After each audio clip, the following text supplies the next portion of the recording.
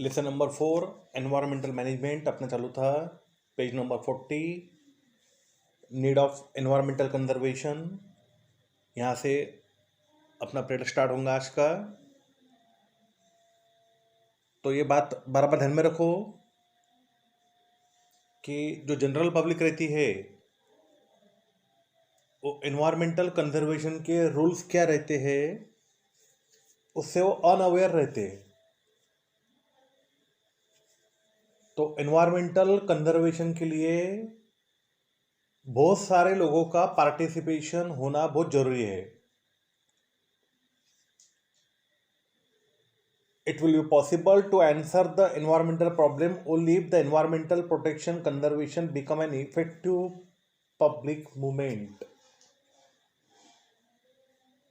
Environmental protection conservation अगर लोगों ने उसके ऊपर ज़्यादा से ज़्यादा पार्टिसिपेट किया तो वो इफेक्टिव पब्लिक मूवमेंट होंगी। उसके लिए कुछ वैल्यूज लाइक पॉजिटिव एटीट्यूड और अफेक्शन एनवायरनमेंट के तरफ और उसका नॉलेज, ये सब बातें उसमें यानी बच्चों में इनॉकुलेटेड करनी चाहिए उनके बचपन से ही।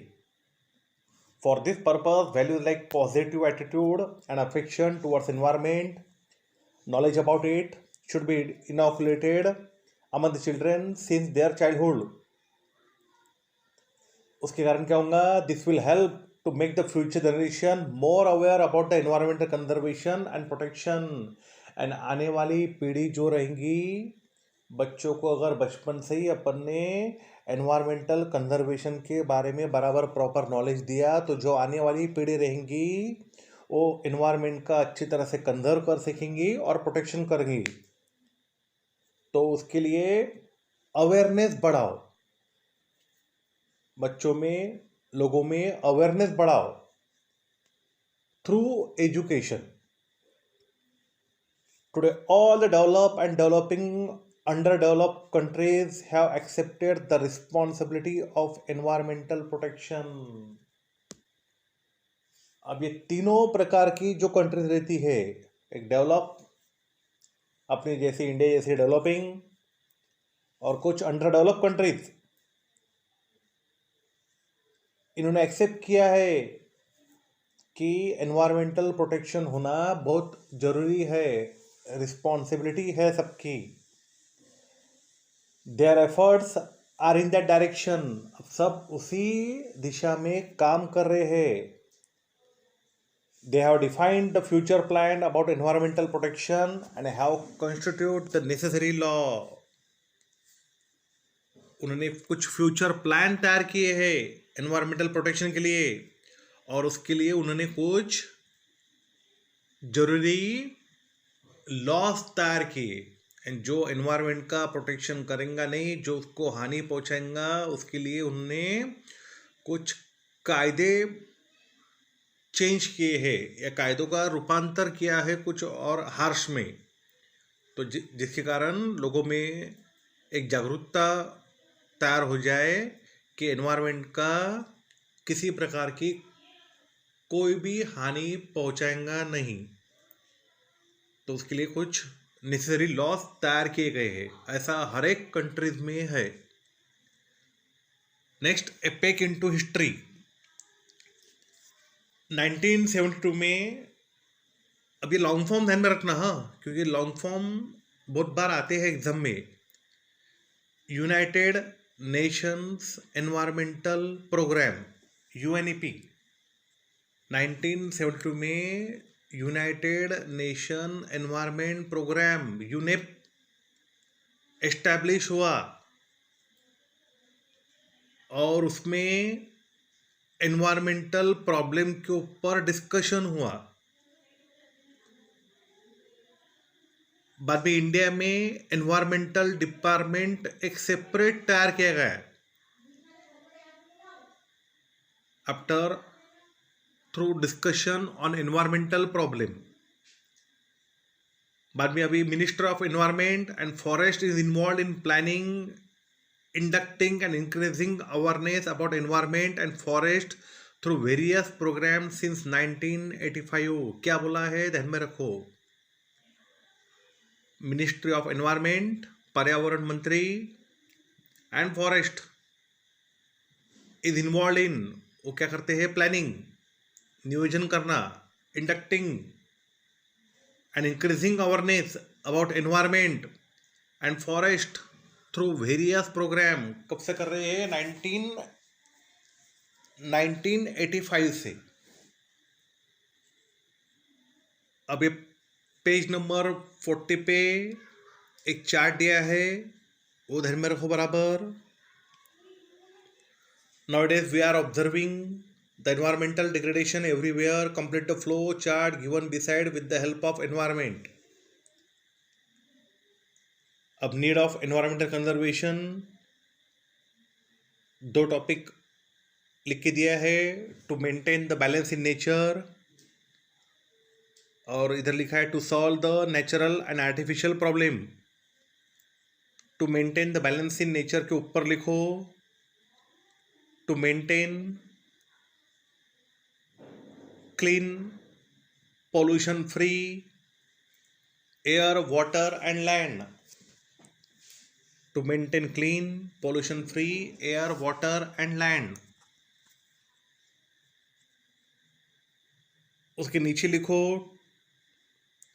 To protect and conserve the biodiversity. To protect and conserve the biodiversity.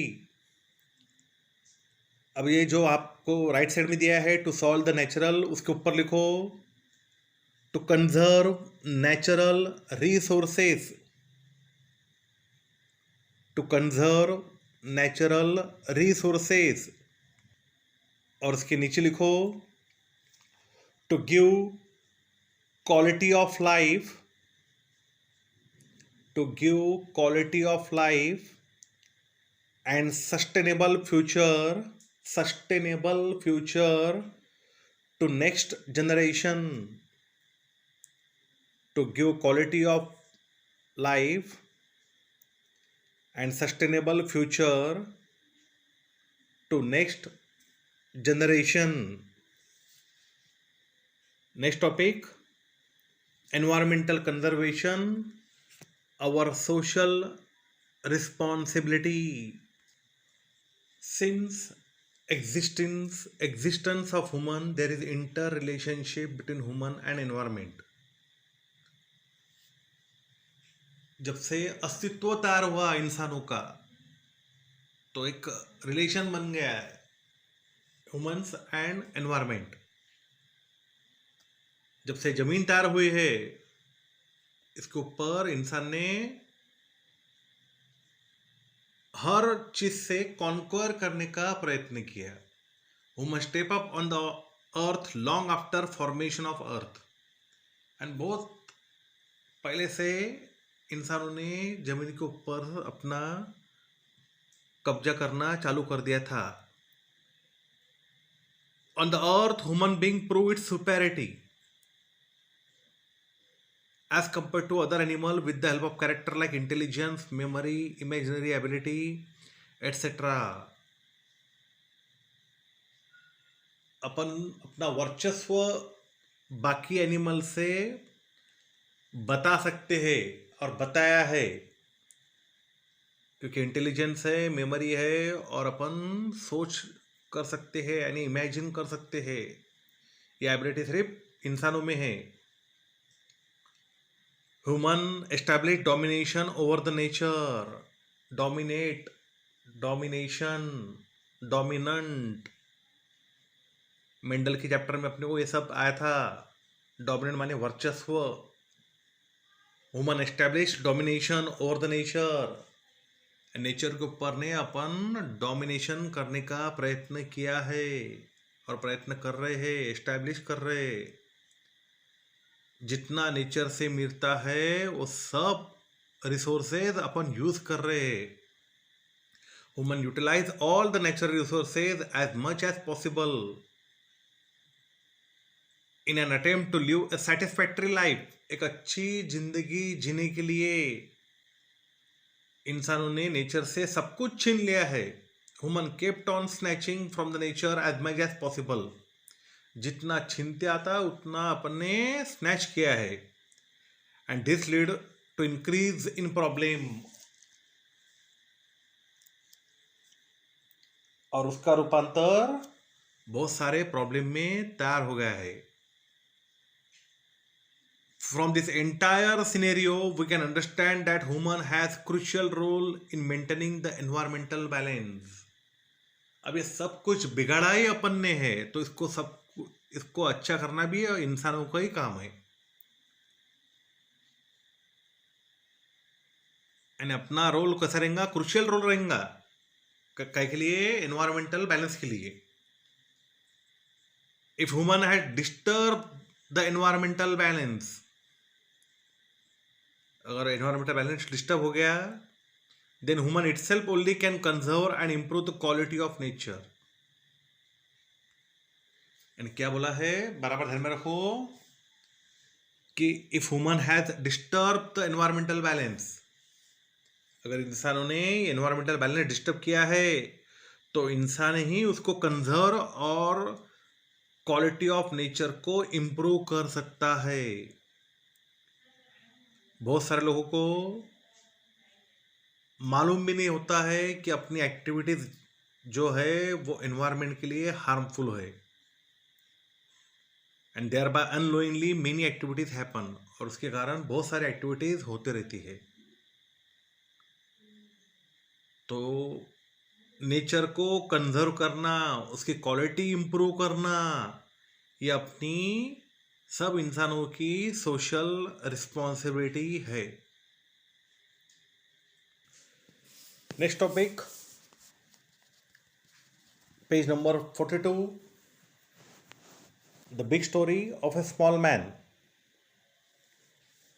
जादो मोलाई पेंग, यह है highly capable person in Assam, जिसका जन्म हुआ 1963 में, और उसका काम था फॉरेस्ट वर्कर करके. He is working as a forest worker. Jadav Molai Payeng is a highly capable person in Assam, born in 1963. He is working as a forest worker. बराबर ध्यान में रखो क्या बोल रहा हूँ तो मैं. हाँ, फॉरेस्ट वर्कर कब से काम कर रहा था वो? Since the age of 16 years, 16. एक बार फ्लड में ब्रह्मपुत्र रिवर की जो उसके गांव से बहती थी, वहां पे large number of snakes died. बहुत सारे स्नेक्स मर गए. Once large number of snakes died in the flood of Brahmaputra river flowing by the village. वो बाढ़ के कारण बहुत सारे सांप वहां पे मर गए. प्रिवेंटिव मेजर के लिए कि बाढ़ का पानी अंदर नहीं आना चाहिए करके, प्रिवेंटिव मेजर के लिए मोलाई ने 20 बाम्बू के प्लांटलेट लगाए एंड पौधे लगाए बाम्बू के 20. फिर 1979 में वहाँ की local social forestry department began a social afforestation project on 200 hectares of land. क्या हुआ? बराबर ध्यान में रखो. कौन था फॉरेस्ट वर्कर? जादव मोलाई पेंग. कहाँ पे रहते थे? आसाम. जन्म 1963. क्या काम करते थे? Forest worker. कब से करते थे? 16 ईयर्स से. क्या हुआ? बाढ़ आ गई ब्रह्मपुत्र रिवर में, बहुत सारे स्नेक्स वो टाइम पे वहां पे मर गए. एज ए प्रिवेंटिव मेजर्स मोलई ने वहां पे 20 बाम्बू के प्लांटलेट लगाए, पौधे लगाए. बाद में 1979 में लोकल सोशल फॉरेस्ट्री डिपार्टमेंट ने सोशल अफॉरेस्ट्रेशन प्रोजेक्ट 200 हेक्टर्स का वहाँ पे उन्होंने स्टार्ट किया एंड 200 हेक्टर के ऊपर जंगल तैयार करना चालू कर दिया। किसने चालू कर दिया? लोकल सोशल फॉरेस्ट्री डिपार्टमेंट ने। वहाँ पे फिर बहुत सारे कामगार यानी फॉरेस्ट वर्कर काम कर रहे थे, तो मोलाई उसमें से एक था। In 1979, the local social forestry department began a social afforestation project on 200 hectares of land. Molai was one of the few forest workers who were looking after that project. वो प्रोजेक्ट के ऊपर वो भी काम कर रहे थे।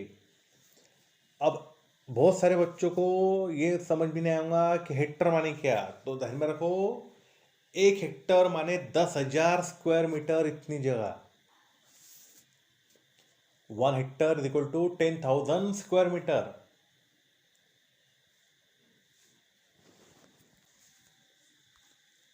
अब बाद में उनका जो काम था कि 200 हेक्टर के ऊपर प्लांट लगाने का, वो पूरा हो गया। यानी जो सोशल फॉरेस्ट्री डिपार्टमेंट ने जो काम लिया था कि 200 हेक्टर में अपने को प्लांट लगाने के हैं, वो उनके पूरे हो गए थे। मोलाई ने वो प्रोजेक्ट तो कंप्लीट हुआ, लेकिन प्लांट लगाना उसका चालू ही था। Molai continue to plant the trees even after completion of the project. Project खत्म हुआ, लेकिन मोलाई साहब रुके नहीं। उन्होंने प्लांट लगाना चालू ही रखा। और उसके कारण क्या हुआ? उनके कारण as a result of his continuous work of planting and caring for the trees, सिर्फ प्लांट लगाए नहीं दिए कि प्लांट लगा दिए उन्होंने और चले गए, ऐसा नहीं, कि उनकी केयरिंग भी किए बराबर और एक कंटिन्यू एफर्ट किए। और जो वहाँ पे बंजर जमीन पड़ी थी, बैरन लैंड, वहाँ पे पूरा अब जंगल तैयार हो गया था। और कितना उन्होंने काम किया? तो 1360 एकड़ में। अब 1360 एकड़ माने कितनी जगह? जैसे मैंने तुमको अभी बताया कि 1 हेक्टर माने 10,000 स्क्वायर मीटर। तो 1 एकड़ का मतलब होता है, 1 एकड़ का मतलब होता है 43,560 square feet. 43,560 square feet means 1 एकड़। तो 1360 एकड़ माने कितने हेक्टर हो गए? फिर जो सोशल लोकल फॉरेस्ट्री डिपार्टमेंट थे, उन्होंने 200 हेक्टर किया था, तो इन्होंने कितना हेक्टर किया? अकेले इंसान ने तो इन्होंने किया 550.4 हेक्टर, अकेले आदमी ने। एंड पूरा डिपार्टमेंट मिला के 200 हेक्टर पे उन्होंने प्लांट लगाए और अकेले इंसान ने 550.4 हेक्टर इतने प्लांट लगाए। अब आप ध्यान में रखते समय 1360 एकड़ ही ध्यान में रखना, 1360, क्योंकि बोर्ड में अपने को ये लिखने का है। सिर्फ मैंने आपको समझ में आने चाहिए करके वो 550.4 हेक्टर इतना बताया है। यानी क्या हुआ, पूरा पैराग्राफ देख लो बराबर। कौन है? जाधव मोलाई पेंग, आसाम में रहने वाले, जो 1963 में बॉर्न हुए। वो फॉरेस्ट वर्कर करके काम कर रहे थे 16 साल से, यानी एट द एज ऑफ 16 उन्होंने चालू किया था। एक बार फ्लड आई ब्रह्मपुत्र रिवर की, बहुत सारे स्नेक उसमें मर गए। एज ए प्रिवेंटिव मेजर मोलाई साहब ने वहाँ पे 20 बाम्बू के प्लांटेट लगाए। इन 1979 लोकल सोशल फॉरेस्ट्री डिपार्टमेंट ने एक जंगल तैयार करने का, यानी अफॉरेस्ट्रेशन मैंने क्या कि जहाँ पे पहले जंगल था लेकिन अब नहीं रहा, लेकिन वहाँ पे फिर से जंगल तैयार करने का अफॉरेस्ट्रेशन प्रोजेक्ट चालू किया था 200 हेक्टर में, 200 हेक्टर ऑफ लैंड में। Molai was one of the few forest worker who were are looking after that project. Molai continue to plant the trees even after completion of the project. यानी प्रोजेक्ट खत्म हो गया, लेकिन मोलाई ने अपना काम चालू ही रखा। और as a result of a continuous work of planting and caring of the trees, the barren land the barren area witness the forest cover over the 1360 एकड़।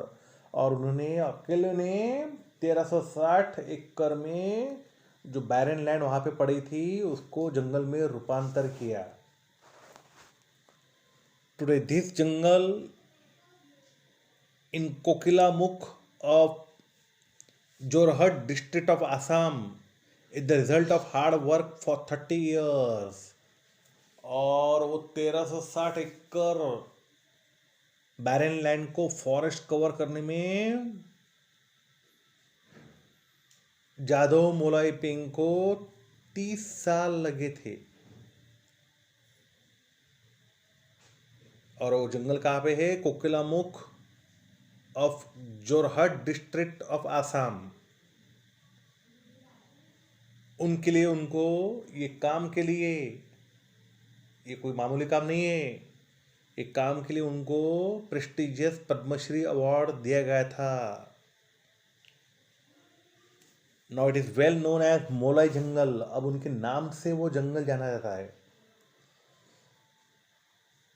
बहुत सारे लोग आते हैं जंगल नष्ट करने के लिए, लेकिन एक सिंगल आदमी ने, उसने अगर ठान ली तो वो नया जंगल तैयार कर सकता है। Many people come together to destroy the forest, but a single person, if determined, can establish a new forest। तो बराबर पढ़ लो, ये आंसर है पूरा क्वेश्चन नंबर 6E का। क्वेश्चन नंबर 6E ध्यान में रखो। What do we learn from the story of Jadav Molai पेंग? तो आंसर बता रहा हूं मैं, टिक मार करके रखो। पहला पॉइंट, जादव मोलाई से लेके तो 16 ईयर। सेकंड पॉइंट, इन 1979 से लेके तो लुकिंग आफ्टर दैट प्रोजेक्ट तक। थर्ड पॉइंट, मोलाई से लेके प्रोजेक्ट तक। Fourth point, as a result से लेके 1360 एकड़ तक। नेक्स्ट पॉइंट, टुडे से लेके 30 ईयर्स तक। Next point, he has been से लेके वर्क तक। Question number 6E। Next topic, environmental conservation and biodiversity. Biodiversity and environmental conservation. Most harmful effects of the environmental pollution occurs on the living organism। जो harmful effect रहते हैं environmental pollution के, occurs on the living organism। And living organism के ऊपर वो harmful effect अपने को देखने को मिलते हैं। कभी अपन ने अपना एरिया पूरा दिखाया गया, have seen some example of this in your area? And ऐसे कुछ एग्जांपल है क्या कि जो अपन अपने एरिया में देखे? Our living world had been richly diverse. अपना वर्ल्ड है ये डाइवर्स है, यानी विभिन्न प्रकार के, इसमें अलग अलग प्रकार के जनजाति है, यानी स्पेसीज है, प्लांट्स है, एनिमल्स है, माइक्रोब्स है, ऐसे अलग अलग प्रकार के प्लांट्स और एनिमल्स यहाँ पे मिलते हैं। एंड स्पेसीज, प्लांट के अलग अलग स्पेसीज मिलेंगे, एनिमल के अलग अलग स्पेसीज मिलेंगे। However, we are not able to see some specific animal about which we had listened from our earlier generation। अपनी पीढ़ी अपने को हरदम बोलते हैं, यानी जो कुछ बुजुर्ग लोग होंगे वो बोलते होंगे कि हमारा टाइम पे ऐसा था, वैसा था, हमको ये मिलता था खाने को, यानी वो टाइम पे वो प्लांट्स मौजूद थे। अब वो प्लांट्स धीरे धीरे ख़त्म होने पे आए हैं, यानी वो प्लांट्स की संख्या अब कम होने लग गई है। ये एनिमल्स वो पहले बहुत सारे अमाउंट में थे, अब नहीं है। जैसे पहले चीता था, चीता अब इंडिया से गायब हो गया है। तो ऐसा कि पहले जो एनिमल्स थे, प्लांट्स थे, लेकिन अब वो नहीं रहे हैं। ये सब के लिए वो नहीं है, नो प्लांट नहीं है, एनिमल्स नहीं है, उनकी स्पीसीज नहीं है। तो इसके लिए कौन रिस्पॉन्सिबल है? Biodiversity is the richness of living organism in nature due to presence of varieties of organism. Biodiversity माने क्या? richness of living organism, richness of living organism in nature due to presence of varieties of organism, ecosystem and genetic variation within a species. क्या बोला है? ध्यान में रखो बराबर। Biodiversity is the richness of living organism in nature. Biodiversity में richness है living organism का due to presence of varieties of organism, ecosystem and genetic variation within species. Biodiversity, diversity माने विभिन्नता, मिलती है 3 लेवल्स पे: जेनेटिक, स्पेसीज, इकोसिस्टम। यानी biodiversity मिलती है अपने को 3 लेवल पे। वो 3 लेवल का नाम है genetic biodiversity, species diversity, sorry हाँ, पहले जेनेटिक डाइवर्सिटी, बाद में स्पेसीज डाइवर्सिटी, और थर्ड है इकोसिस्टम डाइवर्सिटी। तो सबसे पहली बार genetic diversity, occurrence of diversity among the organism of same species is genetic diversity. Example, each human being is different from other. कोई भी एनिमल देखो, कोई भी 2 एनिमल अपने को सरीखे दिखते नहीं। 2 गाय है एकदम सरीखे है, ऐसा बहुत कम देखने को मिलता है। 2 इंसान है एकदम सरीखे है, ऐसा भी अपने को बहुत कम दिखता है। यानी हर एक इंसान दूसरे इंसान से अलग है, उसको बोला अपने genetic diversity, occurrence of diversity among the organism of same species. क्या बोला अपन यहाँ पे? कि सेम स्पेसीज के अंदर डाइवर्सिटी मिल रही है अपने को। स्पेसीज एक ही है, जैसा अपना अपना अपना कौन सा है स्पेसीज? अपन है होमो सैपियंस। तो जितने इंसान है वो सबकी एक ही स्पेसीज है, होमो सैपियंस। तो each human being is different from other, ये उसका एग्जांपल कि हर एक इंसान दूसरे इंसान से अलग है। तो एक ही स्पीसीज के अंदर डाइवर्सिटी मिल रही है, तो उसको बोलते हैं अपन genetic diversity. Possibility of wiping out the species arises. Wiping out, delete और नष्ट होना। यानी स्पीसीज कम हो सकती है कब? if there is a decrease in the diversity within the species. if there is a decrease in the diversity, diversity कम हो रही स्पेसीज के अंदर, तो wiping out the species arise हो सकता है। Possibility of wiping out the species arises if there is a decrease in the diversity within the species whose member involved in sexual reproduction. तो क्या देखा है अपन ने कि occurrence of diversity among the organism of the same species is called genetic diversity. Example, each human being is different from other.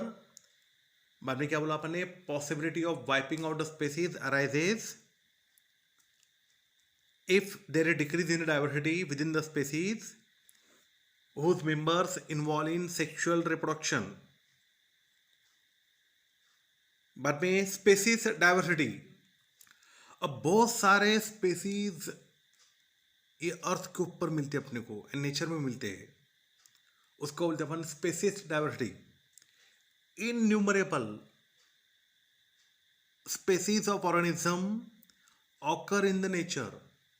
बहुत सारे species मिलते हैं, प्लांट्स के, एनिमल्स के, माइक्रोब्स के, और उनको बोलते हैं अपन species diversity. Species diversity include, इसमें आता है प्लांट, एनिमल और माइक्रोब्स। इकोसिस्टम डाइवर्सिटी, बहुत सारे इकोसिस्टम हर एक रीजन में प्रेजेंट रहती है। इकोसिस्टम तैयार होती है interaction between the plant, animal, there habitat and change in the environment. ध्यान में रखो बराबर, इकोसिस्टम कैसे तैयार होती है। Ecosystem is form through the interaction between, ecosystem तैयार होती है through the interaction between plant, animals, उनके रहने की जगह माने habitat, and change in the environment. क्या बोला, बहुत सारे इकोसिस्टम रहते हैं हर एक रीजन में। Many ecosystem are present in each region. Ecosystem तैयार होती है through the interaction between plant, animals, their habitat and change in the environment. हर एक इकोसिस्टम के कुछ कैरेक्टरिस्टिक्स होते हैं। Each ecosystem has its own characteristics, and characteristics animal, plant, microbes and abiotic factor. Each ecosystem has its own characteristic animal, plant, microbes and abiotic factor. Ecosystem भी दो प्रकार की रहती है, नेचुरल और आर्टिफिशियल। अब ये तीनों बायोडाइवर्सिटी ऑकर से लेके तो इकोसिस्टम का पूरा ये आंसर है क्वेश्चन नंबर 6C का। Question number 6C, write the types and example of biodiversity। तो अपने को कहाँ से लिखने आया है, biodiversity occur at 3 different level से लेके तो ecosystem are up to type, natural and artificial. ध्यान में रखो, टेक्स्ट बुक की लैंग्वेज यूज करना ये अपने लिए फायदेमंद है। ये आंसर है क्वेश्चन नंबर 6C का। बाकी अपन कल देखेंगे।